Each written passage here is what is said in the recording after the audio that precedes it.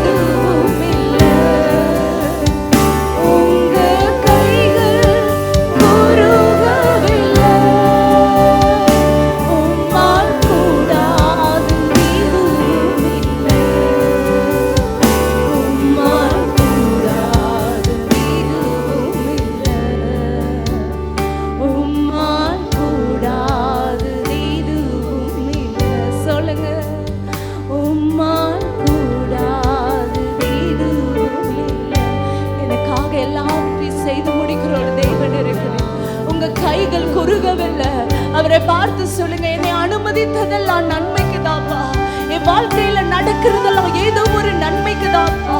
கர்த்தர் தம்மிடத்தில் அன்பு கூறுகிறவர்களுக்கு அவர் ஆயத்தம் பண்ணி வைத்திருக்கிற நன்மைகளை கண்கள் காணவில்லை, காதுகள் கேட்டதில்லை, இதுவரைக்கும் உங்கள் இருதயம் அதை உணர்ந்ததில்லை. அவர் வைத்திருக்கிற நன்மைகள் பெரியவைகள், இதிலும் பெரிதானவைகளை காண்பார். எல்லாம் இன்னொரு தடவை சொல்லுவோம், அனுமதித்ததெல்லாம் நன்மைக்கு தான். உங்க கைகள் குறுகவில்லை என்று சத்தத்தை உயர்த்தி நம்மளுடைய தேவனை பார்த்து பாடுவோம். அனுமதித்ததெல்லாம் நன்மைக்காக, நடத்திடும் பாதைகளும் நன்மைக்காக. அனுமதித்ததெல்லாம் நன்மைக்காக, நடத்திடும் பாதைகள்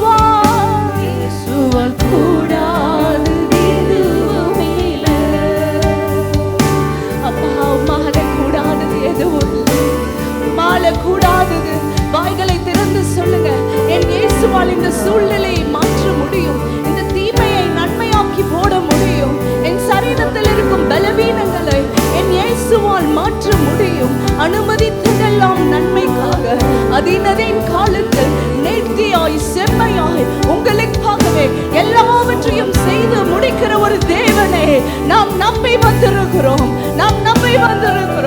ஓ ரபா ஷதலதலதலா, உங்க கைகள் குறுகவில்லை, உம்மால் கூடாதது எதுவும் இல்லை. அவரை பார்த்து சொல்லுங்க, உங்க கைகள் அது குறுகவில்லை. ரட்சிக்க கூடாதபடிக்கு என் கை குறுகி போனது.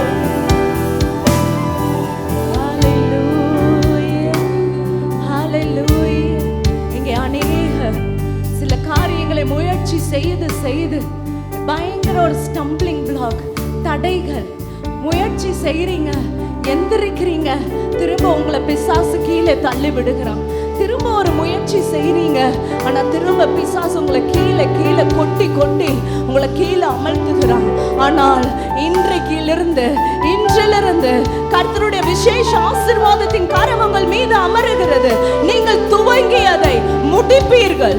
நீங்கள் துவங்கியதை எதை ஆரம்பித்தீர்களோ அதை பாதையில் விடுவதல்ல, ஆரம்பித்து விட்டு கீழே விழுவதல்ல, எந்திரித்து விட்டு கீழே அமருவதில்லை.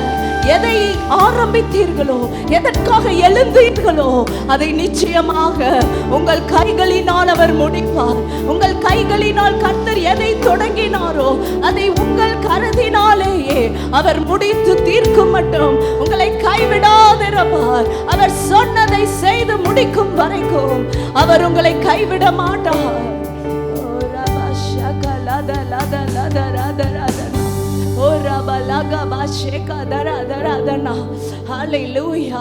இயேசுவின் நாமத்தினால இங்கு கிரியை செய்கிறதான அடிக்கடி வருகிறதான எல்லா மரண போராட்டங்கள் இயேசுவின் நாமத்தினால வெளியேறுகிறது. எல்லா சத்துருவின் வல்லமைகள் ஜெயம் கொடுக்கிறது போல இருந்து தோல்வி அடைய வைக்கிறதான எல்லா சத்துருவின் வல்லமைகள் அழிக்கப்படுகிறது. மரணத்தின் கிரியைகள் வெளியேறுகிறது இயேசுவின் நாமத்தினால. ஹல்லேலூயா. எல்லா நம்பிக்கையற்ற சூழ்நிலைகள், நம்பி வந்த மனிதர்கள் கைவிட்ட நிலைமைகள் எல்லாம் இன்றைக்கு மாறுகிறது. ஒரு கரம் உங்களை பிடித்திருக்கிறது. அது ஒரு நாளும் குறுகி போகாது, அது ஒரு நாளும் உங்களை கைவிடாது. கர்த்தரின் அற்புதத்தின் கரம் இங்கே உலாவிக் கொண்டிருக்கிறது. எல்லா சத்தத்தை உயர்த்தி, உங்க கைகள் குறுகவில்லை, ரட்சிக்க கூடாதபடிக்கு என் கை குறுகவில்லை, கேட்க கூடாதபடிக்கு என் செவிகள் மந்தமாகவில்லை என்று இயேசு சொன்னாரே.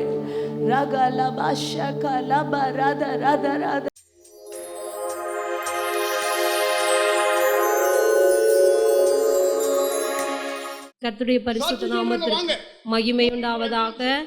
கர்த்தராகிய தேவன் எனக்கு இந்த கிட்னி பிரச்சனை, ரொம்ப யூரின் போக முடியாமல் ரொம்ப சிரமப்பட்டுட்டு இருந்தேன். கர்த்தராகிய தேவன் இந்த நேரத்தில் ஆண்டவர் என்னுடைய வயிற்று பகுதியை தொட்டு சுகப்படுத்தினதை நான் உணர்ந்தேன். கர்த்தராகிய பரிசுத்த நாமத்திற்கு கொடான கோடி ஸ்தோத்திரங்களை ஸ்தோத்திரம் உண்டாவதாக. கடந்த மாதத்தில் நான் எனக்கு மூச்சு விட கஷ்டமாக இருந்துச்சு அதிகாலையில். ஆனால் சபையாக செபிச்சதுனால அது எனக்கு சுகம் கிடச்சிது. அதனால் அந்த ப்ரெஷர் அதிகமானதுனால நான் டெய்லி மாத்திரை போடுவேன். மாத்திரை போட்டு 2 மணி நேரம் நான் தூங்குவேன். அப்போ அந்த டைமில் ஒரு 2 நாள் நான் அந்த மாதிரி இருந்தேன். அப்புறம் 3ஆவது நாளுங்கிற போது நான் வரி கட்டணும்னு சொல்லிட்டு மாத்திரை போட்டு நான் வெளியே போயிட்டேன். வெளியே போனது என்ன ஆயிடுச்சுன்னா 11 மணிக்கு போனேன். 11 மணிக்கு போயிட்டு 12 மணிங்கால எங்கள் வீட்டில் பிரிட்ஜு அப்படியே எரியுது. பிரிட்ஜு எரிஞ்சு வீடு பூரா ஒரே புகை மண்டலமாக இருக்குது. கிச்சனுக்குள்ளே இருக்கிற எல்லா பொருளெல்லாம் வீணாக போச்சு. ஆனாலும் எனக்கு ஃபோன் பண்ணாங்க, இந்த மாதிரி உங்கள் வீட்டில் நெம்ப புகை வருது. நான் வீட்டை பூட்டிகிட்டு போயிட்டேன். நெம்ப புகை வருது, என்னன்னு தெரியல, நீங்கள் சீக்கிரமாக வாங்கன்னு ஃபோன் பண்ணாங்க. அந்த நேரத்தில் எஸ்ஸப்பா இது என்னப்பா இது சோதனை, எனக்கு நான் வீட்டில் 11 மணி மட்டும் இருந்தேனே, எந்த பிரச்சனையும் இல்லையே, இப்போ என்னப்பா இப்படி எல்லாரும் வெளியே போயிட்டாங்க. ஆனாலும் அந்த நேரத்தில் கர்த்தர் எங்களை உயிரை காப்பாற்றினார். அது மட்டும் இல்லை, அந்த நேரத்தில் பிரிட்ஜு சிலிண்டர் ஆனாக இருந்துச்சு. அது மட்டும் இல்லை, அப்புறம் ஷோகேஸ் பக்கத்தால் இருந்துச்சு. பணம் கொஞ்சம் வெளியே வச்சுருந்தேன், ஆனால் எதுவுமே சேதமாகலை. அந்த ஷோகேஸ் மட்டும் கொஞ்சம் ஒரு மாதிரி ஆயிடுச்சு. ஆனால் பிரிட்ஜு முழுமையாக எரிஞ்சு சாம்பல் அப்படியே போக இப்போ நான் வந்து பார்க்குற போது வீடே இருட்டு கட்டிகிட்டு இருந்துச்சு, வெளிச்சமே இல்லை. எல்லாரும் அக்கம் பக்கத்தில் இருக்கிற ஒடியாந்து எல்லாம் தண்ணியெல்லாம் பக்கத்தில் இருந்தெல்லாம். ஆனால் அந்த நேரத்தில் முஸ்லீம் சகோதரர்கள் வந்து நல்லா எங்களுக்கு நல்ல ஒரு உதவி செஞ்சாங்க. நல்லா தண்ணியெல்லாம் அடித்து அதெல்லாம் சுத்தம் பண்ணாங்க. ஆனால் வீடு வந்து எனக்கு 3 நாளாக தூக்கம் இல்லை, ஒரு மன சமாதானம் இல்லை. என்னப்பா இப்படி ஒரு வேதனை எனக்கு. ஆனால் நான் நினச்சேன், ஏசப்பா என் வீடு பாழானாலும் பரவாயில்ல, என் வீட்டப்பா அக்கம் பக்கத்தில் வீட்டை நீ பாதுகாத்து ஏசப்பா. சிலிண்டர் ஒரு துளி அந்த நெருப்பு அந்த சிலிண்டர் மேலே விழுந்திருந்தா நான் யாருக்கப்பா நான் பதில் சொல்ல முடியும்? அந்த சிலிண்டர் வெடிச்சு 2 பக்கம் பில்டிங் பங்களா அது வெடிச்சது, நான் என்ன பண்ணுறது? நான் எங்கே போய் கை கட்டி நிற்கிறது ஏசப்பா? நான் ரோட்டிலிருந்து கத்திட்டு ஒடியாரும் போது வீட்டில் வந்தால் பிரித்து அப்படியே எரிஞ்சு அப்படி தீ வருது. என்னை விட மாட்டின்ட்டாங்க. அந்த நேரத்தில் எனக்கு ப்ரெஷர் அதிகமாகி ரொம்ப இதாகிடுச்சு. அப்புறம் அக்கம் பக்கத்துக்கெல்லாம் சொன்னாங்க, முஸ்லீம் சகோதரி சொன்னாங்க, நீங்கள் கும்பிடுற தெய்வம் தான் உங்களை காப்பாத்துச்சு. அந்த நேரத்தில் நீங்கள் யாருமே அந்த நேரத்தில் இல்லை, ஆனால் உங்கள் ஜீவனை ஆண்டவர் பாதுகாத்தார். அது மட்டும் இல்லை, பொருளுக்கு தானே போனால் போகுது, உங்களுக்கு ஆண்டவர் இது ரெட்டிப்பாக கொடுப்பாரு அப்படின்னு சொன்னாங்க. அதுபோல் அப்போ என்னென்ன மிக்சி எரிஞ்சு போச்சு, மிக்சிக்கு வேலை ஒரு மிக்சி புதுசு வாங்க கொடுத்த கிருபை செஞ்சார். ஃப்ரிட்ஜு போச்சு, ஃப்ரிட்ஜு வாங்க கிருபை செஞ்சார். அது மட்டும் இல்லை, சமையல் கட்டில் இருக்கிற எல்லா மளிகை ஜாமான் முன்னத்த நாள் தான் வாங்கி போட்டார். எல்லாமே எரிஞ்சு போச்சு, அதெல்லாம் புதிதாக வாங்கி கிருபை செஞ்சார். என்னோட வீடு ஒரு புதுமையாக இப்போ புது பிரகாசமாக இருக்க கர்த்தர் கிருபை செஞ்சார். அது மட்டும் இல்லை, எங்கள் ஜீவனை கர்த்தர் பாதுகாத்தார்.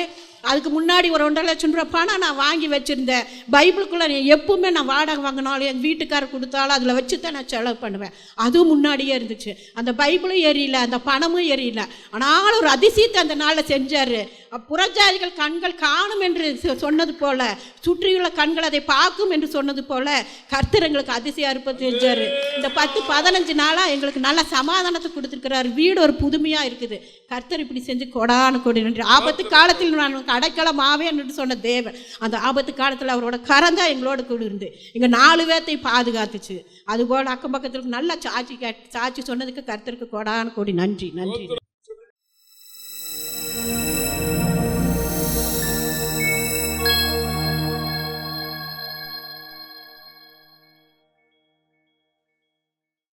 நோவாவின் காலத்தில் எப்படி நடந்ததோ அப்படியே மனுஷகுமாரன் வரும் காலத்தில் நடக்கும்.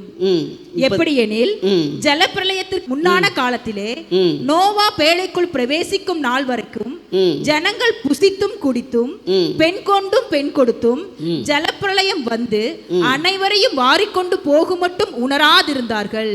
அப்படியே மனுஷகுமாரன் வரும் காலத்திலும் நடக்கும். ஆமென்.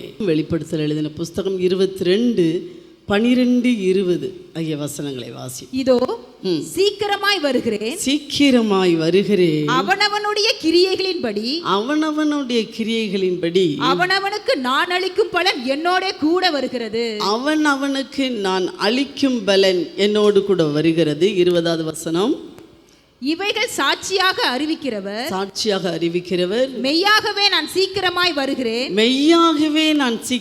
வருகிறேன் என்கிறார். ஆமென். ஆமென். கர்த்தராகிய இயேசுவே வாரும். ஆமென். மெய்யாகவே நான் சீக்கிரமாய் வருகிறேன் என்று ஆண்டவர் சொல்லி போயிருக்கிறவர் சீக்கிரமாய் வரப்போகிறார். ஹல்லேலூயா. அவர் சீக்கிரமாய் வரப்போகிற நாளுக்கான அடையாளம்தான் இயேசு இங்கே சொல்லுகிறார். நோவாவின் காலத்தில் நடந்தது போலவே அந்த நாட்களில் நடக்கும். எப்படி எனில், ஜலப்பிரளயத்துக்கு முன்னான காலத்திலே நோவா பேழைக்குள் பிரவேசிக்கும் நாள் வரைக்கும் ஜனங்கள் புசித்தார்கள், குடித்தார்கள், பெண் கொண்டார்கள், பெண் கொடுத்தார்கள். ஜலப்பிரளயம் வந்து அவர்களை வாரிக்கொண்டு போக மட்டும் உணராதிருந்தார்கள். ஹல்லேலூயா. இந்த காலம் அதுதான் இந்த காலம். ஹல்லேலூயா. ஆண்டவர் சொல்லுகிறார், நான் சீக்கிரமாய் வரப்போகிறேன்.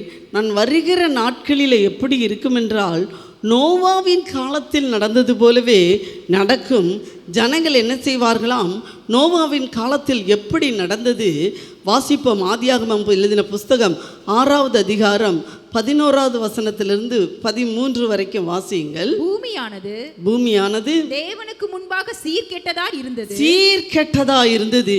பூமி கொடுமையினால் நிறைந்திருந்தது. தேவன் பூமியை பார்த்தார், இதோ அது சீர்கெட்டதா இருந்தது. மாம்சமான யாவரும் பூமியின் மேல் தங்கள் வழியை கெடுத்து மனுஷர்கள் தங்கள் வழியை கெடுத்துக் கொண்டிருந்தார்கள். அப்பொழுது தேவன் நோவாவை நோக்கி, மாம்சமான யாவரின் முடிவு ஜனங்களுடைய முடிவு எனக்கு முன்பதாக வந்துவிட்டது. அல்லேலூயா. முடிவு எனக்கு முன்பதாக வந்துவிட்டது. அடுத்தது, பூமி கொடுமையினால் நிறைந்தது. நான் அவர்களை பூமியோடு கூட அழித்து போடுவேன். நான் பூமியோடு கூட ஜனங்களை அழித்து போடுவேன். நீ கொப்பேர் மரத்தால் உனக்கு ஒரு பேழையை உண்டாக்கு. அல்லேலூயா. நோவாவின் காலத்திலே எப்படி ஜனங்கள் இருந்தார்களாம்? பூமியானது கொடுமையினால் நிறைந்திருந்ததாம். கொடுமை. நம்ம சொல்கிறோம்ல, இது என்ன கொடுமையாக இருக்குப்பா. சின்ன பிள்ளைகளை எல்லாம் சின்ன பிள்ளைகளை முதற்கொண்டு பாலியல் வன்கொடுமை. அது மட்டுமல்ல, சின்ன பிள்ளைகளை தாயே என்ன செய்கிறாங்க, டிவி பார்க்குறதுக்கு இடைஞ்சலாக இருக்குன்னு சொல்லிட்டு குழந்தை அழுதுகிட்டு இருக்கிற குழந்தைய தூக்கி வாஷிங் மிஷினில் கொண்டு போய் போட்டு கொண்டாங்க. அல்லேலூயா. கொடுமை. எங்கேயாவது கேட்டிருக்கோமா இப்படிப்பட்ட கொடுமை? பெத்த தாய் டிவி பார்க்குறதுக்கு இடைஞ்சலாக இருக்குன்னு சொல்லி குழந்தைய தூக்கி எங்கே போட்டாலாமா? Washing machine. பேப்பரில் வந்த செய்தி. அல்லேலூயா. பூமியானது கொடுமையினால் நிறைந்திருந்தது. மனுஷர்கள் எல்லாரும் தங்கள் வழிகளை கெடுத்து கொண்டு இருந்தார்கள். இப்போ இருக்குதா? ஆனபடினாலே என்னுடைய பாவம் மிகுதியாக இருந்தபடினால மனுஷருடைய முடிவு எனக்கு முன்பதாக வந்து எட்டி இருக்குது. இவங்களை முடிச்சிருங்க அப்படிங்கிறதான அந்த முடிவு எனக்கு முன்பதாக வந்து எட்டி இருக்கிறது. நான் அவர்களை பூமியோடே அழித்து போடுவேன். நான் பூமியோடே அழித்து போட போகிறேன் என்று நோவாவின் நாட்களிலே, அதாவது உலகம் உண்டாகி கிட்டத்தட்ட முதல் அழிவு கிட்டத்தட்ட ஒரு 400 வருஷங்கள் ஆனதுக்கு அப்புறமாக, அங்கே முதல் 2000 என்று நினைக்கிறேன் வருஷத்துக்கு அப்புறமாக நோவாவின் காலத்தில் ஒரு அழிவு உண்டானது. அதிலே ஆண்டவர் பூமி முழுவதையும் அழித்து போட்டார். அதைத்தான் ஆண்டவர் இன்றைக்கு சொல்லுகிறார். அப்படி நோவாவின் காலத்தில் நடந்தது போல இன்னொரு காலத்தில் நடக்கும். அப்போ நான் சீக்கிரமாய் வந்து என் ஜனங்களை கூட்டி செல்ல போகிறேன். கரங்களை தட்டி கர்த்தரை ஸ்தோத்திரிப்போமா. ஹல்லேலூயா. ஏதோ ஆண்டவர் சுகம் கொடுக்கிறவர் மட்டுமல்ல, ஆண்டவர் உன்னை மீட்டுக் கொள்கிறவர் மட்டுமல்ல, பாவத்திலிருந்து விடுவிக்கிறவர் மட்டுமல்ல, இன்னும் ஒன்று முக்கியமான ஒன்றை சொல்லி போயிருக்கிறார். மீண்டும் வந்து என் ஜனங்களை என்னோடு கூட சேர்த்து கொண்டு போகிறேன். சீக்கிரமாய் நான் வரப்போகிறேன். அல்லேலூயா. முதலில் இயேசு கிறிஸ்து ஜனங்களின் பாவங்களை நீக்குவதற்காக, இரத்தம் சிந்துவதற்காக வந்தார். இரண்டாவதாக நம்மை மீட்டு கொண்டு பரலோகம் கொண்டு போய் சேர்க்க போவதற்காக வரப்போகிறார். இப்படி எந்த தெய்வமும் சொல்லவே இல்லை. ஒரே ஒரு தேவன், உன்னையும் என்னையும் உண்டாக்கினதான தேவாதி தேவன், கர்த்தாதி கர்த்தர், ராஜாதி ராஜா சொல்லுகிறார், மெய்யாகவே நான் சீக்கிரமாய் வருகிறேன், என் ஜனங்களை என்னோடு கூட இழுத்து கொண்டு போகிறேன். அல்லேலூயா. நோவாவின் காலத்திலே கொடுமை நிறைந்திருந்தது, அழிவினால் நிறைந்திருந்தது. மனுஷர்கள் வழிகளை கெடுத்து கொண்டிருந்தார்கள். மனுஷர்கள் அவர்களை பூமியிலே அழித்து போடுவேன் என்று சொல்லி கர்த்தர் இறங்கி வந்து நோவாவினிடத்திலே சொல்லுகிறார். இந்த நோவா யார்? அதைத்தான் நாங்கள் ஆதியாகமம் 6:9 வாசிக்கும் போது அங்கே சொல்லப்பட்டிருக்கிறது. நோவா தன் காலத்திலே தன் காலத்தில் இருந்தவர்களுக்குள்ளே நீதிமானும் உத்தமனுமாய் இருந்தான். நோவா தேவனோடு சஞ்சரித்துக் கொண்டிருந்தான். ஹல்லேலூயா. தன் காலத்தில், அந்த காலம் எப்படிப்பட்ட காலம்? கொடுமையினால் நிறைந்திருந்த காலம். தர்மசலா என்ற இந்த ஸ்கூலை குறித்து பார்க்குறோம். 240 பிள்ளைகளை என்ன செஞ்சுருக்கிறாங்க? கொண்டு இருக்கிறாங்க. சொல்வதற்கு முடியலை. போலீஸ் எடுக்கவில்லை. யாரும் எந்த கேஸ் எடுக்கலை. எந்த அதிகாரிகளிடத்தில் போனாலும் போக முடியலை. எல்லாம் கொடுமையினால் நிறைந்திருக்கிறது. அல்லேலூயா. பூமி கொடுமையினால் நிறைந்திருந்தது.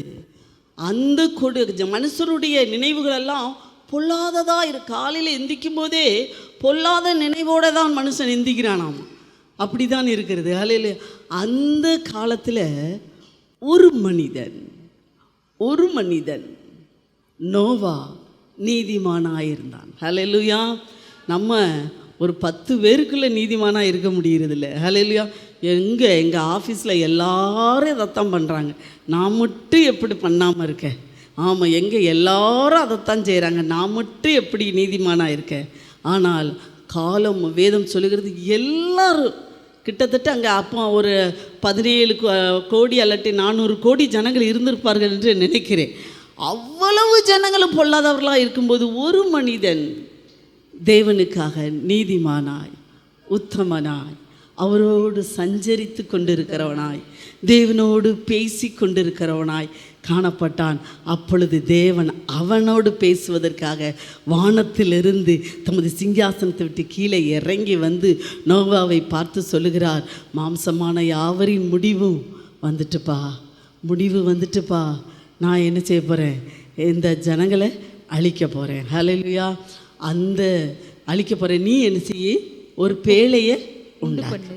இன்றைக்கும் அருமையான தேவனுடைய பிள்ளைகளை, இந்த காலம், இந்த உலகம் பொல்லாத ஒரு காலம், அப்படி தானே? யாராவது நல்லதுன்னு சொல்கிறோமா? உலகம் பொல்லாத காலம். தேவனுடைய பிள்ளைகளுக்கு சோதனையின் காலம். இந்த காலம் எப்படிப்பட்ட காலம்? கர்த்தருடைய பிள்ளைகளுக்கு ஒரு உபத்திரவத்தின் காலம், தேவனுடைய பிள்ளைகளுக்கு சோதனையின் காலம். இந்த காலத்தை வேதம் சொல்கிறது தீங்கு நாட்கள் என்று சொல்லப்பட்டிருக்கிறது. பைபிளிலே இந்த நாட்களை குறித்து தீங்கு நாட்கள் என்று சொல்லப்பட்டிருக்கிறது, கொடிய காலம் என்று சொல்லப்பட்டிருக்கிறது, முடிவு காலம் என்று சொல்லப்பட்டிருக்கிறது, கடைசி காலம் என்று சொல்லப்பட்டிருக்கிறது. ஹல்லேலூயா. இந்த உலகம் பஞ்சத்தை நோக்கி போய்கொண்டிருக்கிறது. தெரியுமா உங்களுக்கு? உலகம் பஞ்சத்தை நோக்கி போய்கொண்டிருக்குது. யுத்தங்களின் செய்திகளும் வந்து கொண்டிருக்கும்போது என்ன நடக்கும்? பஞ்சம். ஹல்லேலூயா. உலகம் பஞ்சத்தை நோக்கி போய்கொண்டிருக்குது. உலகம் பாவத்தை நோக்கி போய்கொண்டிருக்கிறது. தெரியுமா உங்களுக்கு? ஆமாம். ஏன்னா பிசாசு கையில் கர்த்தர் கடைசி நாட்களை கொடுத்துட்டாரு. ஹல்லேலூயா. அவன் கையில் நீ கொஞ்ச காலம் ஆட்டம் போடுன்னு பிசாசு கையில் என்ன செஞ்சுருக்கிறாரு? கொடுத்துருக்கிறார். அதனால் உலகம் பாவத்தை நோக்கி போய்கொண்டிருக்குது. எங்கே பார்த்தாலும் பாவம். இங்கே திருவிழா, அங்கே பாவம். ஆமாம், சபையை தவிர வெளியே எல்லா பக்கமும் பாவம் தான். பாவத்தை நோக்கி போய்கொண்டிருக்குது. உலகம் ஒரே மதத்தை நோக்கி போய்கொண்டிருக்கிறது. நீங்கள் அதை அறிந்து கொண்டு இருக்கிறீர்களா? மத பிரச்சனை இதுவரைக்கும் வராதது இந்த காலத்தில் இந்தியாவில் மட்டும் இல்லை, எங்கும் வந்து கொண்டு இருக்கிறது. உலகம் ஒரே மதத்தை நோக்கி போய்கொண்டிருக்கிறது. உலகம் ஒரே தலைவனை நோக்கி போய்கொண்டிருக்கிறது. ஒரே தலைவன் என்று எல்லா தலைவர்களுமே ஆமாம் கரப்ஷன் தான், எல்லா பக்கமே கரப்ஷன் தான். ஆனால் ஒரு தலைவன், நல்ல தலைவன் கிடைக்க மாட்டானா என்று சொல்லி உலகம் எதிர்பார்த்து கொண்டிருக்கிறது. ஒரே தலைவன், ஒன் வேர்ல்டு வார் என்று சொல்லி ஒரே தலைவனை நோக்கி போய்கொண்டிருக்கிறது. உலகம் ஒரே ரூபாய் நோட்டு கரன்சியை நோக்கி போய்கொண்டு இப்போவே என்ன செஞ்சது? இன்னும் கொஞ்ச நாளில் நீங்கள் ரூபா நோட்டுனா உங்கள் சந்ததிகளுக்கு அப்புறம் என்னன்னே தெரியாமல் போகிற காலம் வருது. இப்போவே நிறைய பேருக்கு என்னதில்லை, ரூபா பழக்கம் இல்லை, எல்லாம் இதில் தான், டிஜிட்டல் தான், எல்லாம் ஃபோனில் தான், எல்லாம் என்னதில் தான், அந்த ஃபோன்பேயில் தான் பண்ணிக்கிறாங்க. பணத்தையே பார்க்க முடியாத காலம். ஒரே கரன்சி என்று உலகம் போய்கொண்டிருக்கிறது. கொடிய காலங்கள். தெய்வப்பிள்ளையே நீ எச்சரிக்கையாயிரு, தெய்வப்பிள்ளையே நீ எச்சரிக்கையாயிரு. இந்த உலகத்துக்கு தப்புவிக்க வேண்டுமானால் ஆண்டவர் இறங்கி வந்து நோவாவை பார்த்து சொல்லுகிறார், நீ பேழையை உண்டாக்கு. ஹல்லேலூயா. பேழையை உண்டாக்கு. வேதத்திலே வாசிக்கிறோம், நோவா தேவனோடு நீதிமானாய் உத்தமமாய் இருந்தபடினாலே ஆண்டவர் சொல்கிறாரு, நீ உனக்கு ஒரு பேழையை உண்டாக்கு. பேழை என்றால் என்ன?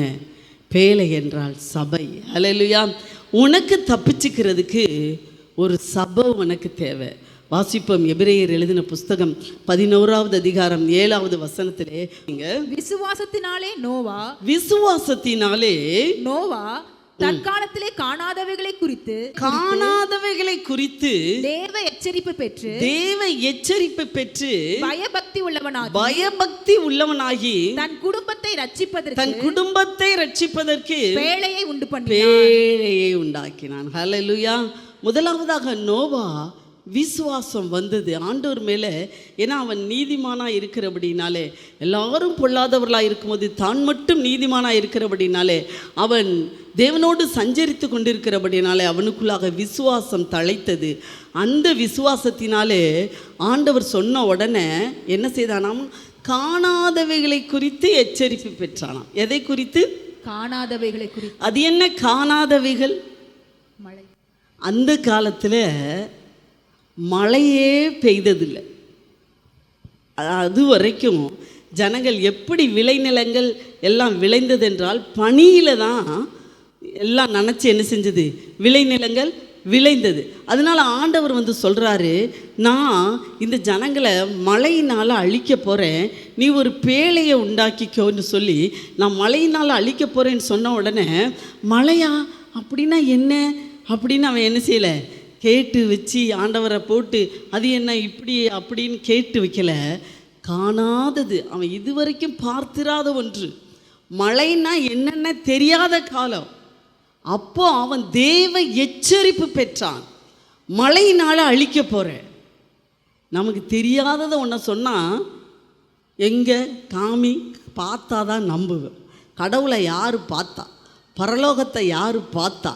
ஆமாம், நரகத்தை யார் பார்த்தா தான் நம்புவேன்னு சொல்கிறான். டாக்டர் வந்து செக் பண்ணும்போது நுரையீரலில் சளி கட்டிட்டுப்பா, அதனால ரொம்ப சளி கட்டிருச்சு, அதனால் இந்த மாத்திரையை சாப்பிடுன்னா நுரையீரலில் பார்த்துட்டா சாப்பிட்றீங்க? யாராவது நுரையீரலில் பார்க்குறீங்களா? உங்கள் நுரையீரலை எங்கே சளி எங்கே கட்டியிருக்கு காமிங்க டாக்டரு, நான் காமிச்சாதான் நம்புவோன்னு சொல்கிறோமா? சொல்ல மாட்டேங்கிறோம். அதுக்கு மட்டும் சரீரத்துக்கு மட்டும் தேவையை மட்டும் பார்க்காமலே, இருதயம் பார்க்காமலே, இருதயத்தில் வியாதி வந்துட்டு அப்படியா டாக்டர் சொன்ன உடனே நம்பிடுறோம். டாக்டர் உங்கள் இருதயத்தை கிழிச்சா காமிக்கிறாரு, அது மட்டும் நம்பிடுறோம். ஆண்டவருடைய காரியத்துக்கு, ஆத்துமாவுக்கு அடுத்த காரியத்துக்கு, ஆண்டவர் பரலோகம் ஒன்று உண்டு, நரகம் ஒன்று உண்டு, நீ அழிந்து விடாதே, நீ அவர்களோடு மடிந்து விடாதே என்று சொல்லும்போது அதுக்கு மட்டும் யார் பார்த்தா? எங்கே நரகத்தை பார்த்தவங்க யார்? பாதாளத்தை பார்த்தவங்க யார்? பரலோகத்தை பார்த்தவங்க. அது மட்டும் பார்க்கணுன்னு மனுஷன் பார்த்தாதான் நம்புவேன்னு சொல்கிறான். ஆனால் இங்கே நோவா காணாதவைகளை குறித்து எச்சரிப்பு கொடுக்கும்போது, மழை வரப்போகுதுன்னு சொன்ன உடனே, மழையா அது என்ன, நான் பார்த்ததே இல்லை, அதை எனக்கு காமிங்க, காமிச்சாதான் நான் நம்புவேன் அப்படின்னு அவன் சொல்ல இல்லை. தேவ எச்சரிப்பு வந்த உடனே அதை பெற்றுக்கொண்டான். ஹல்லேலூயா. வேதத்தில் வாசிக்கிறோம், காணாதவைகளை குறித்து தேவ எச்சரிப்பை பெற்றான். காணாதவைகளை குறித்து, நரகத்தை குறித்து தேவ எச்சரிப்பு கொடுத்து கொண்டே இருக்கிறார் சபையிலே. பரலோகத்தை குறித்து தேவ எச்சரிப்பு கொடுத்து கொண்டே இருக்கிறார் சபையிலே. நித்திய ஜீவனை குறித்து, கிரீடங்களை குறித்து, உங்களுக்கு வரப்போகிற பலன்களை குறித்து, அல்லது உங்களுக்கு வரப்போகிற தண்டனைகளை குறித்து கர்த்தர் சபையிலே எச்சரிப்பு கொடுத்து கொண்டே இருக்கிறார். அந்த தேவ எச்சரிப்பை உண்மையாய் நேர்மையாய் பெற்றுக்கொண்டவன் தான் இந்த நோவா. ஹல்லேலூயா. நோவா தேவ எச்சரிப்பை பெற்று பயபக்தி உள்ளவனாகி, என்ன அர்த்தம்? பயந்து. ஹல்லேலூயா. ஒரு பயம், ஒரு தெய்வ பயம், பயபக்தி. பக்தியிலையும் பயபக்தி வேற. ஹல்லேலூயா. காலையிலே எந்திரிச்சு ஜெபம் பண்ணுறது பக்தி, அதுலேயும் பயத்தோடு எந்திரிச்சு முகங்காலெலாம் கழுவிட்டு அதில் அழுக்கு இல்லாமல் உட்கார்ற இடத்துல எந்த தூசியும் இல்லாமல் பாய் போட்டு முழங்கால் போட்டு உட்கார்ந்து ஜெபம் பண்ணுறது பயபக்தி. ஹல்லேலூயா. இவன் பயபக்தி உள்ளவனாகி, அடுத்துதான் முக்கியம், தன் குடும்பத்தை ரட்சிப்பதற்கு பேழையை உண்டாக்கினான். ஹல்லேலூயா. காணாதவைகளை குறித்து எச்சரிப்பு பெற்ற உடனே அவன் உடனே எச்சரிப்பை பெற்றுக்கொண்டான். அதை உடனே விசுவாசித்தான். எதனால்? விசுவாசித்தினாலே தேவ எச்சரிப்பை பெற்றான். விசுவாசத்தினாலே பேழையை உண்டாக்கினான். விசுவாசத்தினாலே தன் குடும்பத்தை ரட்சித்தான். பயபக்தி உள்ளவனாகி ரட்சித்தான். ஹல்லேலூயா.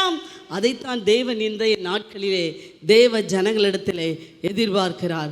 பேழை என்றால் என்ன? பேழை என்றால் சபை. ஹல்லேலூயா. சபை தான் பேழை.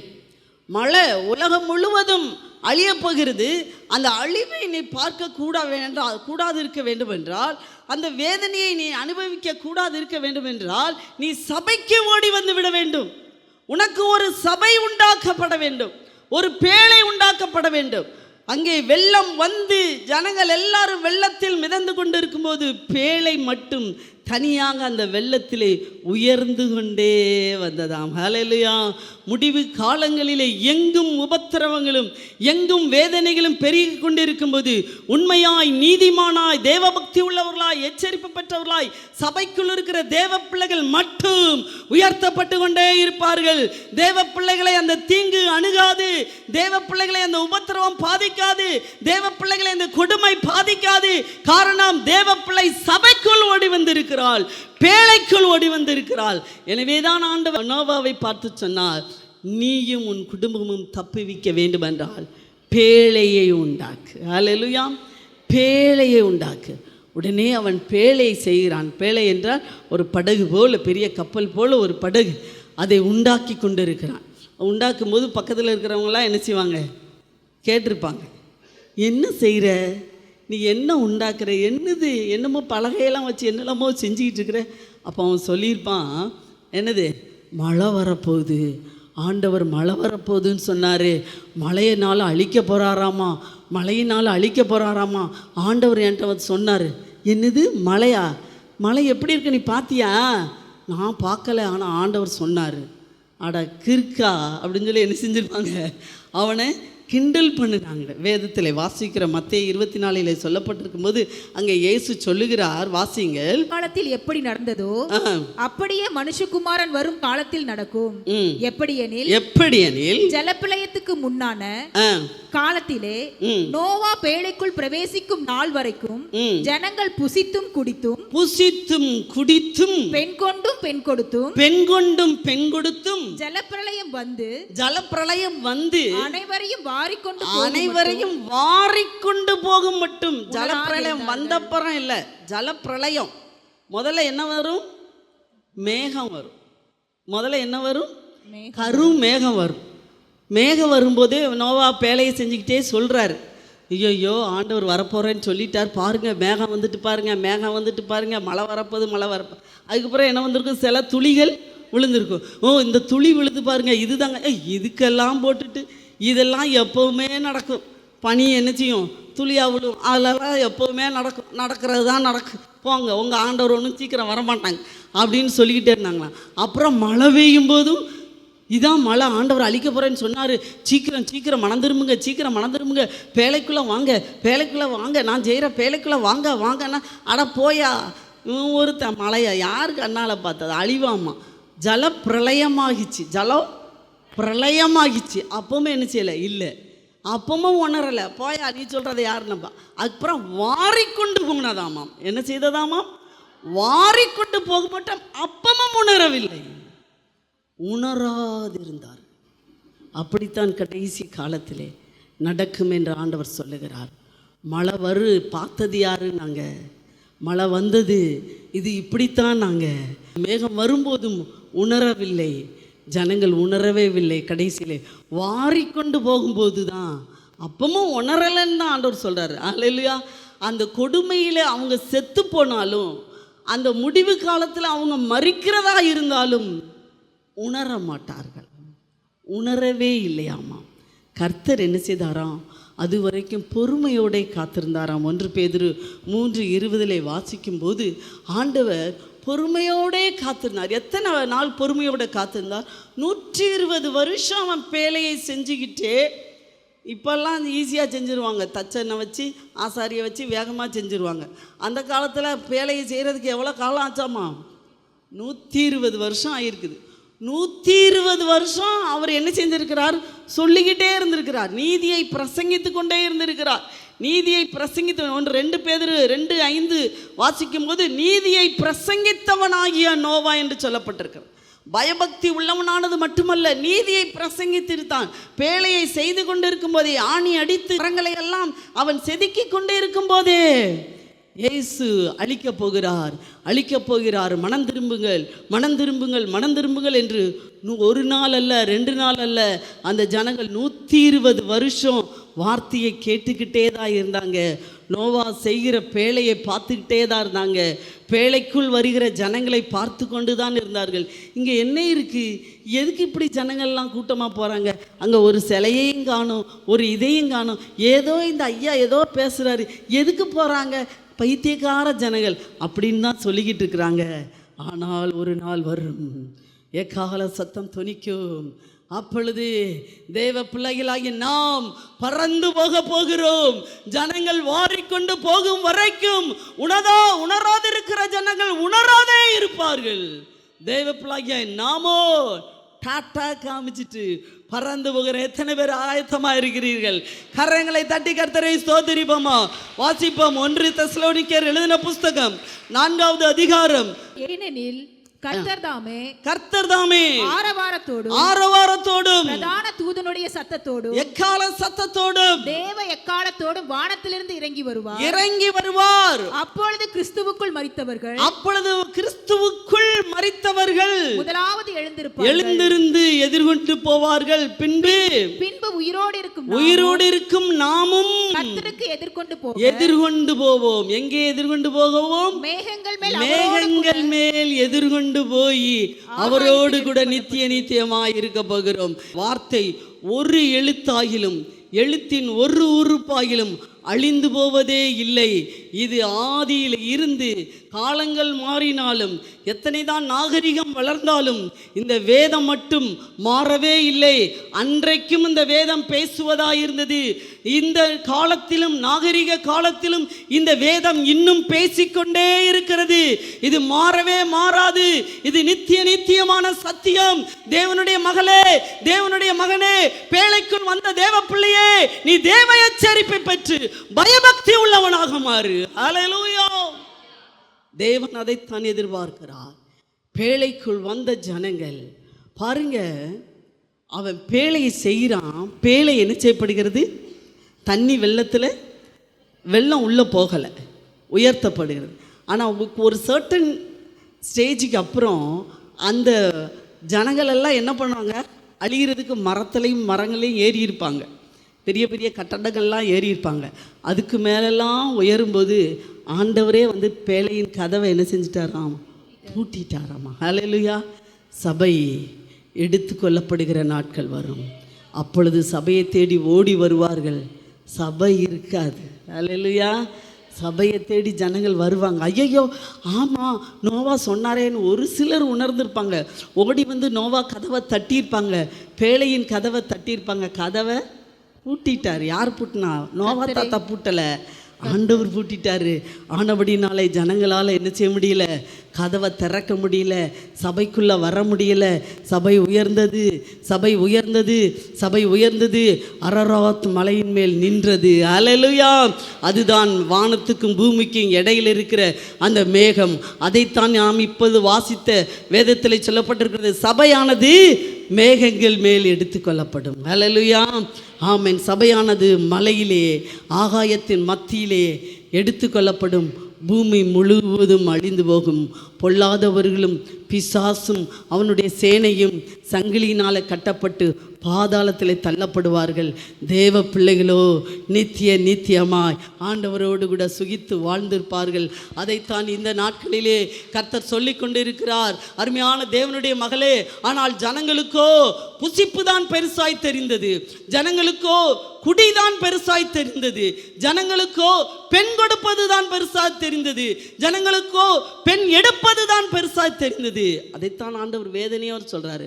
அப்பவும் ஒரே இந்த பெண் பிரச்சனை தான். என்னது? புசித்தார்கள், குடித்தார்கள், பெண் கொண்டார்கள், பெண் கொடுத்தார்கள், உணராதிருந்தார்கள். ஐயோ, இதெல்லாம் எதுக்கு? நம்ம வாழ்கிற வாழ்க்கை எதுக்கு? ஏன் ஆண்டவர் உலகத்தில் மனுஷனை படைச்சாரு? எதுக்குன்னு கேள்வி கேட்கவே மாட்டான். புசிக்கிறதுக்கும் குடிக்கிறதுக்கு மட்டும் கேள்வி கேட்பான். ஹல்லேலூயா. பெண் கொடுக்கறதுக்கும் பெண் எடுக்கிறதுக்கு மட்டும் கேள்வி கேட்பான், மற்ற எதுக்கும் அவன் ஆத்மாவை குறித்து அக்கறையற்றவனாக இருந்து கொண்டிருக்கிறான். எனவே தான் ஆண்டவர் பொறுமையோடு காத்திருக்கிறார். இப்போ தெரிந்திருவான், இப்போ உணர்ந்துருவான், இப்போ உணர்வடைந்துருவான் என்று காத்து கொண்டே இருந்தாராம். 120 வருஷமாய் பேழையை செய்து கொண்டே காத்து கொண்டே நோவா பேசிக்கொண்டே இருக்கிறார், நீதியை பிரசங்கித்து கொண்டே இருக்கிறார். உணர்வில்லாத ஜனங்கள் அந்தோ அழிக்கப்பட்டார்கள். ஹல்லேலூயா. அருமையான தேவனுடைய பிள்ளைகளே, இந்த நாளிலே கூட ஆண்டவர் சொல்லுகிறார், உன் குடும்பத்தை காப்பதற்கு பேழையை உண்டாக்கு. ஹல்லேலூயா. முதல்ல சொல்லும்போது உனக்குன்னு தான் சொல்கிறாரு. ஆனால் இங்கே எபிரேயர் 11:7 வாசிக்கும்போது நோவா தனக்கென்று பேழையை உண்டாக்கவில்லை, தன் குடும்பத்தை ரட்சிப்பதற்கு பேழையை உண்டாக்கினான். ஹல்லேலூயா. எபிரேயர் 11:7 சொல்லப்பட்டிருக்கிறது, தன் குடும்பத்தை ரட்சிப்பதற்கு சபையை ஆண்டவர் எதுக்கு ஏற்படுத்தினார்னா, நீங்களும் உங்கள் குடும்பமும் எனக்கு முக்கியம். ஆண்டவர் ஆபிரகாமை அழைக்கும் போது நீயும் உன் சந்ததியும் என்று அழைக்கிறார். ஹல்லேலூயா. தாவீதுக்கு சொல்லும்போது உனக்கும் உன் சந்ததிக்கும் ராஜாரங்கத்தை தருவேன் என்று சொல்கிறார். ஒரு தனியனாய் பார்ப்பதில்லை, குடும்பத்தை பார்க்கிறார். குடும்ப ரட்சிப்பு ரொம்ப முக்கியம். நோவா அத்தனை ஜனங்கள்ட்டையும் 120 வருஷம் பிரசங்கம் பண்ணான், ஒருத்தரும் கேட்கல. ஆனால் நல்ல வேளை அவன் பிள்ளைகளும் மனைவியும் அவன் பேச்சை கேட்டாங்க. கரங்களை தட்டி கர்த்தரை ஸ்தோத்திரிப்போமா? ஹல்லேலூயா. ஆமென். நீ எல்லாருக்கும் சொல்லாட்டாலும் உன் குடும்பம் ரொம்ப முக்கியம், மனைவி ரொம்ப முக்கியம். சிலர் ஊரெல்லாம் ஆதாயப்படுத்திடுவாங்க, குடும்பத்தை விட்டுருவாங்க, கணவனை விட்டுருவாங்க. ஊரெல்லாம் போய் ஊழியம் செய்வாங்க, கணவனை விட்டுருவாங்க. ஊரெல்லாம் போய் ஆதாயப்படுத்துவாங்க, மனைவியை விட்டுருவாங்க. ஊரெல்லாம் ஆதாயப்படுத்துவாங்க, பிள்ளைகளை விட்டுருவாங்க. இந்த நோவாவோ தன் குடும்பத்தை ரட்சிப்பதற்கு பேழையை உண்டாக்கினார். குடும்பம் ரொம்ப முக்கியம். இந்த நாட்களிலே குடும்பத்திலே ஆண்டவர் செய்கிற காரியங்கள் பெரிய பெரிய காரியங்களை செய்கிறார். காசு பணத்தை விட அருமையான தேவனுடைய பிள்ளையே, ரட்சிப்பு, உன் குடும்ப ரட்சிப்பு முக்கியம். கம்ஃபோர்ட் ஜோனாக என் பிள்ளைகள் வாழணும். உன் பிள்ளைகளுடைய கம்ஃபோர்ட் ஜோனை விட, உன் பிள்ளைகளுடைய வசதியான வாழ்க்கையை விட உன் பிள்ளைகளுடைய ரட்சிப்பு முக்கியம். எத்தனை பெற்றோர்கள் அதை ஒத்துக்கொள்கிறீர்கள்? ஹல்லேலூயா. ஆமென். உன் குடும்பத்தின் ரட்சிப்பு ரொம்ப முக்கியம். கணவனின் ரட்சிப்பு ரொம்ப முக்கியம். மனைவியின் ரட்சிப்பு ரொம்ப முக்கியம். பிள்ளைகளின் ரட்சிப்பு ரொம்ப முக்கியம். பிள்ளைகளே, உங்கள் எதிர்காலம் ஆசீர்வதிக்கப்பட உங்கள் பெற்றோரின் ஆசீர்வாதம் ரொம்ப முக்கியம். வேதம் தெளிவாய் சொல்லுகிறது, பெற்றோரின் ஆசீர்வாதம் வேண்டாம், நான் என் வாழ்க்கையை நான் தேடிக்கிடுவேன் சொல்லி போகிறவர்கள் மேலே வேதத்தில் வாசிக்கிறோம். எபேசியர் 6:1 வாசிங்க. எபேசியர், பிள்ளைகளே உங்கள் பெற்றாருக்கு கர்த்தருக்குள் கீழ்ப்படியுங்கள். கர்த்தருக்குள் கீழ்ப்படியுங்கள். இது நியாயம். உனக்கு நன்மை உண்டாயிருப்பதற்கும் பூமியிலே உன் வாழ்நாள் நீடித்திருப்பதற்கும் உன் தகப்பனையும் தாயும் கணவன்.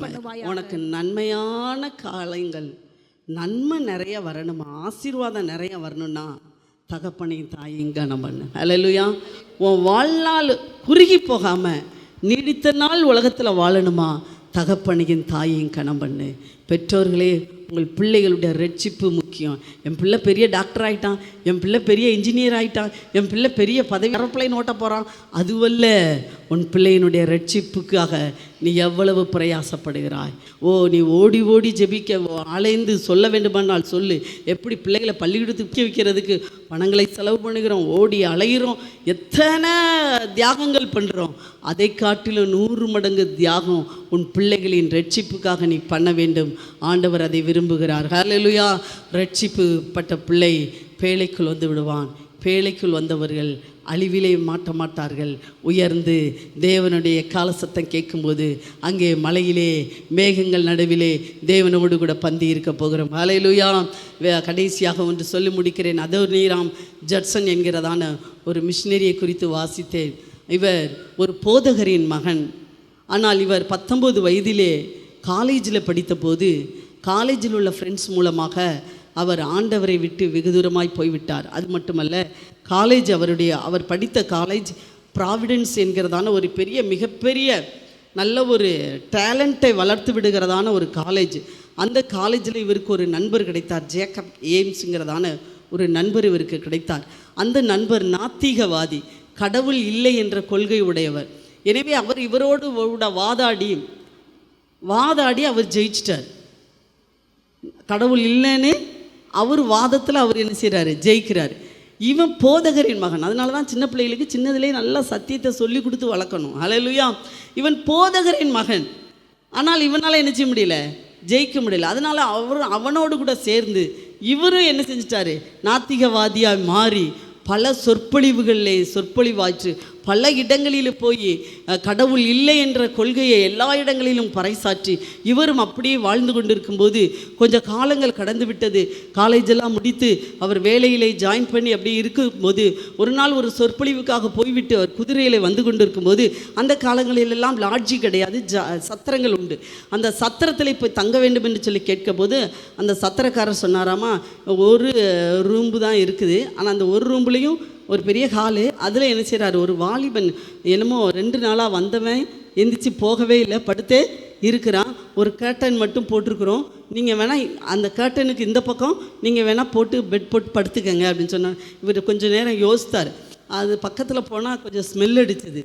இவர் யோசித்தார், என்ன இதில் படுக்க வேணாம். ஆனாலும் வேறு வழியே இல்லை, வேறு எங்கேயும் போய் தங்கவே முடியல. அதனால் நல்லா பெட்ஷீட்டையும் கம்பளையும் போட்டு இழுத்து போட்டு மூடி படுத்துக்கிட்டு இருந்தார். திடீரென்று ஒரு முனங்கல் சத்தம் அந்த பக்கத்தில் இருந்த அந்த வாலிபனிடத்திலிருந்து. அவன் பயங்கரமான பலவிதமான உபாதை, நம்பிக்கையற்ற துயரமான வார்த்தைகளை பேசிக்கொண்டு அவன் கத்திக்கொண்டே அலறிக்கொண்டே, ஐயோ ஐயோ வேண்டாம், ஐயோ வேண்டாம், ஐயோ நான் வரல, ஐயோ வேண்டாம், ஐயோ நான் வரல அப்படின்னு சொல்லி கத்திக்கொண்டே இருந்தாங்க. இவருக்கு பயங்கர சங்கடம். இவர் எந்திரிச்சு ஓடி போய் அந்த பையனை போய் திட்டலாம் வைக்கலாம்னு சொல்லிக்கும்போது ஓடி வந்து, ஐயா என்ன இந்த பையன் இப்படி கத்திட்டு, என்னால் தூங்கவே முடியல அப்படின்னு அவர் சொன்னாராம்மா. இல்லை அவர் ரொம்ப முடியாமல் கிடக்கிறாரு, ஒன்றும் செய்ய முடியாது, அவர் 2 நாளாக என்ன செய்யலை, எந்திக்கவே இல்லை. அப்படியான்னு சொல்லிட்டு சரி காதில் எல்லாம் நல்லா பொத்திட்டு எல்லாத்தையும் நல்லா மாட்டிட்டு தூங்கிட்டு சத்தம் இல்லாமல் படுப்போன்னு சொல்லி படுத்துட்டாராம்மா. காலையில் எந்திரிச்சோம்னா கொஞ்ச நேரத்தில் சத்தத்தை காணும். இவர் சரி காலையில் எந்திரிச்சு கேட்டுக்கலான்ட்டு வேகமாக போய் சத்திரக்காரன்ட்ட போய் காலையில் எந்திரிச்சு போய், என்ன அந்த தம்பி சத்தத்தை காணும், ரொம்ப கத்தவனார், அப்புறம் திடீர்னு சத்தத்தை காணோன்னு அவர் சொன்னாராம்மா, பையன் செத்துட்டான். ஐயோ செத்துட்டானா, ஐயோ அந்த வாலிப பையனே, சின்ன வயசாக இருந்தது. ஆமாம், இந்த பையன்தான் ப்ராவிடன்ஸ் காலேஜில் பெரிய திறமை வாய்ந்ததான ஜேக்கப் எய்ம்ஸ்ன்ற. கேட்ட உடனே தூக்கி வாரி போயிடுச்சு. அந்த ஜேக்கப் எய்ம்ஸ் தான் இவரை நாத்திகத்துக்குள்ளாய் நடத்தினார்.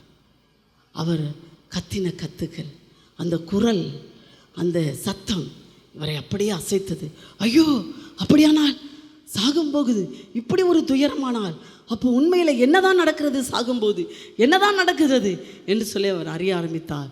வேதம் சொன்னது மரணத்தின் ஓலம், அது பாதாளத்தின் ஓலம், அது நரகத்தின் ஓலம், பிசாசு அவனை இழுத்து கொண்டு போனது. உடனே அவர் பதறினார். அவருக்குள்ளாக தெய்வ பயம் பற்றினது. ஆண்டவரிடத்தில் அடிபணிந்தார். ஐயோ நான் இதிலிருந்து நாத்திக கொள்கையான அந்த ஜேக்கப் எய்ம்ஸைக்கு இப்படி ஒரு கொடூர மரணம் இருக்குமானால் எனக்கு எப்படியோ என்று சொல்லி அன்றைக்கே ஒப்பு கொடுத்து ஆண்டவருடைய பிள்ளையானார். அவர்தான் பர்மாவிலே வந்து முதல் மிஷினரியாக தேவனுடைய ஊழியத்தை செய்ததான அதோனி ராம் ஜட்சன். ஹல்லேலூயா. அருமையான தேவனுடைய பிள்ளைகளை, உங்களையும் ஆண்டவர் இன்றைக்கு பார்க்கிறார். நீ பரிசுத்தத்தை நடக்கும்படி ரோமர் எழுதின புஸ்தகம். இப்பொழுது நீங்கள் பாவத்தினின்று விடுதலையாக்கப்பட்டு தேவனுக்கு அடிமைகள் ஆனதினாலே பரிசுத்தமாகுதல் உங்களுக்கு கிடைக்கும் பலன் முடிவோ நித்திய ஜீவன். எல்லாரும் முழங்கால் படியிடுவோம். நீ தேவனுடைய பேழைக்குள் வந்தபடினாலே, தேவனுடைய சபைக்குள் வந்தபடினாலே, எல்லாம் எந்திரிச்சு நில்லுங்க, எல்லாம் எந்திரிச்சு நில்லுங்க. தேவனுடைய சபைக்கு வந்தபடினாலே அருமையான மகளே, என்ன பரிசுத்தமாகுதல் உனக்கு கிடைக்கிற பலன். ஆண்டவர் வீடு கொடுப்பார், பங்களா கொடுப்பார், கார் கொடுப்பார், அப்படி சொல்லவில்லை. நீ தேவ சபைக்குள் வந்தபடினாலே பலன் என்ன? பரிசுத்தமாகுதல். பலன் என்ன? நீ தேவ பிள்ளையாகுதல். பலன் என்ன? நீ தேவனுடைய நீதிமான ஆகுதல். கிடைக்கும் பலன் என்ன? நித்திய ஜீவன், நித்திய பரலோகம், நித்திய சந்தோஷம், நித்திய மேன்மை நம்ம எல்லாரும் ஒப்பு கொடுப்போமாக. நான் சபைக்குள் வந்திருக்கிறேன். நான் மட்டுமல்ல ஆண்டவரே, என் குடும்பம் எப்படி ஆகிலும், என் பிள்ளைகள் எப்படி ஆகிலும், என் சொந்த பந்தங்கள் எப்படி ஆகிலும் இந்த பேழையை உண்டாக்க வேண்டும் ஆண்டவரே. ஒப்பு கொடுக்கிறவர்கள் எல்லாரும் கரங்களை உயர்த்தி ஆண்டவருடைய சமூகத்தில் ஒப்பு கொடுங்க. ஆண்டவரே, இந்த முடிவு காலம், இது கடைசி காலம். நாங்கள் தேவ எச்சரிப்பை பெறுகிறோம். நாங்கள் குடும்பத்தை ரட்சிக்க சபையை உண்டாக்கினவரே, சபையை உண்டாக்கினவரே, என் குடும்பம் வரணும் ஐயா, என் பிள்ளைகள் வரணும் ஐயா, ஆண்டவரே என் சொந்த பந்தம் வரணும் ஐயா, சபைக்குள் பிரவேசிக்கணுமே, சபைக்குள் பிரவேசிக்கணுமே, நீர் இரக்கம் செய்வீராக. ஆமென், ஆமென். அன்பார்ந்தவர்களே, ஒவ்வொரு ஞாயிற்றுக்கிழமையும் ஏராளமான ஜனங்கள் நமது ஆலயத்திற்கு வந்து விடுதலை, சுகம், ஆசிர்வாதம் மற்றும் சமாதானம் பெற்று செல்கின்றனர். நமது சபையின் ஆராதனை நேரங்கள்: ஒவ்வொரு ஞாயிற்றுக்கிழமை தோறும் முதலாம் ஆராதனை அதிகாலை 5 மணிக்கும், இரண்டாம் ஆராதனை காலை 7 மணிக்கும், மூன்றாம் ஆராதனை காலை 9 மணிக்கும், நான்காம் ஆராதனை மாலை 6:30 மணிக்கும் நடைபெறும். முதல் 3 ஆராதனைகளையும் நீங்கள் நேரடியாக சபையின் யூடியூப் வலைதளத்தில் உள்ள ஐபிஎச் சர்ச் கிணத்துக்கடவு சேனலில் உலகத்தின் அனைத்து பகுதிகளிலும் இருந்து பார்த்து பயனடையலாம். சிறுவர்களுக்கான ஓய்வு நாள் பள்ளி முதலாம் ஆராதனையில் காலை 6 மணிக்கும், இரண்டாம் ஆராதனையில் காலை 8 மணிக்கும், மூன்றாம் ஆராதனையில் காலை 10 மணிக்கும் நடைபெறும். வாலிபர் கூடுகை ஒவ்வொரு மாதமும் முதல் ஞாயிற்றுக்கிழமை அன்று காலை 9 மணிக்கு வாலிபர்களுக்கான விசேஷித்த கூடுகை நடைபெறும். எண்ணெய் பூசி சுகமளிக்கும் வாக்குத்தத்த ஆராதனை ஒவ்வொரு மாதத்தின் 1ஆம் தேதி அதிகாலை 5 மணிக்கும் காலை 10 மணிக்கும் நடைபெறும். கட்டுகளை அவிழ்க்கும் உபவாச ஜெபம் ஒவ்வொரு மாதமும் 3ஆம் வெள்ளிக்கிழமை காலை 10 மணிக்கு நடைபெறும். இதில் ஒவ்வொருவருக்காக தனிப்பட்ட முறையில் பிரார்த்தனை ஏறெடுக்கப்படும். விடுதலை உபவாச ஜெபம் ஒவ்வொரு மாதமும் கடைசி சனிக்கிழமை அன்று காலை 10 மணிக்கு நம் தேசத்திற்காக பாரத்தோடு ஜெபங்கள் ஏறெடுக்கப்படும். ஒவ்வொரு வியாழக்கிழமை தோறும் ஆண்களுக்கான ஜெப கூடுகை புதிய ஆலயத்திலும், பெண்களுக்கான ஜெப கூடுகை பழைய ஆலயத்திலும் மாலை 7 மணிக்கு நடைபெறும். ஒவ்வொரு புதன்கிழமை அன்றும் வாலிப சகோதரர்களுக்கான ஜெப கூடுகை மாலை 7 மணிக்கு நடைபெறும். ஒவ்வொரு ஞாயிற்றுக்கிழமை அன்று வாலிப சகோதரிகளுக்கான ஜெப கூடுகை மாலை 5 மணிக்கு ஜூம் மீட்டிங்கில் நடைபெறும். நமது சபையில் தினமும் காலை 10 மணி முதல் 2 மணி வரை சபைக்காகவும் தேசத்திற்காகவும் ஜெபங்கள் ஏறெடுக்கப்படும். இக்கூட்டங்களில் கலந்து கொண்டு தேவ ஆசிர்வாதம் பெற யாவரையும் அன்புடன் அழைக்கிறோம். எங்களது முகவரி: ஐபிஏ ஜெப ஆலயம், சர்வம் தியேட்டர் பின்புறம், பொள்ளாச்சி மெயின் ரோட், கிணத்துக்கடவு, 642109. ஜெப உதவிக்கு 9443435618 9488873284.